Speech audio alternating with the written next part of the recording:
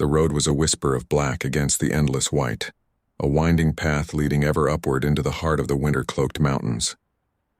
Their pixelated sedan, a splash of cheerful red, finally crunched to a halt before the silhouette of a secluded cabin, its wooden frame almost swallowed by the snowdrifts.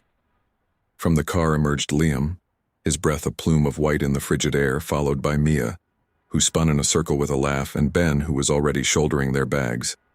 This was it, the perfect holiday escape they had dreamed of for months.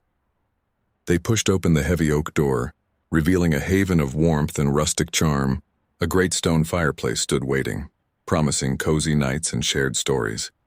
The friends dropped their gear, their excitement echoing in the rafters. It was idyllic, a postcard scene of winter joy, but as the door clicked shut behind them, sealing them in, they remained blissfully unaware that their cozy retreat for three already had a fourth, unseen occupant.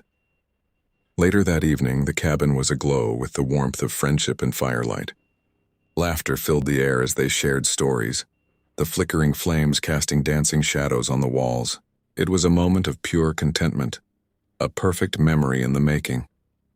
Then, without warning, the lights overhead sputtered, plunging the room into a brief, unsettling darkness before flickering back to life. In the sudden silence that followed, a new sound breached their sanctuary. It was a low, guttural growl that seemed to vibrate through the very floorboards. A sound that didn't belong to any animal they knew. A shared, nervous glance passed between them. Ben, trying to dismiss it as the wind, moved to the large window overlooking the forest. He peered into the inky blackness, a dense curtain of snow and shadow. And then he saw them. 2 points of light, glowing with a malevolent internal fire, stared back from the depths of the woods. He blinked, and just as quickly as they appeared, they were gone, leaving only the disquieting image burned into his mind. The next morning, the crisp, cold air carried a new and profound chill. Liam was gone. A single set of footprints, his footprints, led from the cabin's porch directly into the snow-laden forest.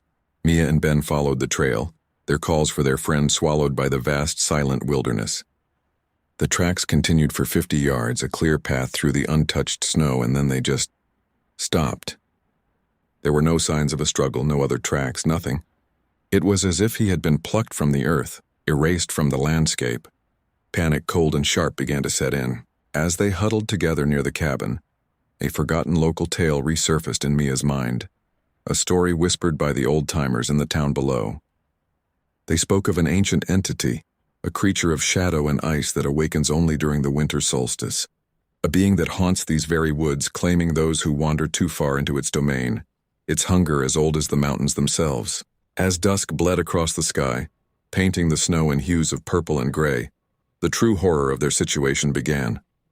The shadow, no longer content to wait in the woods, started its torment.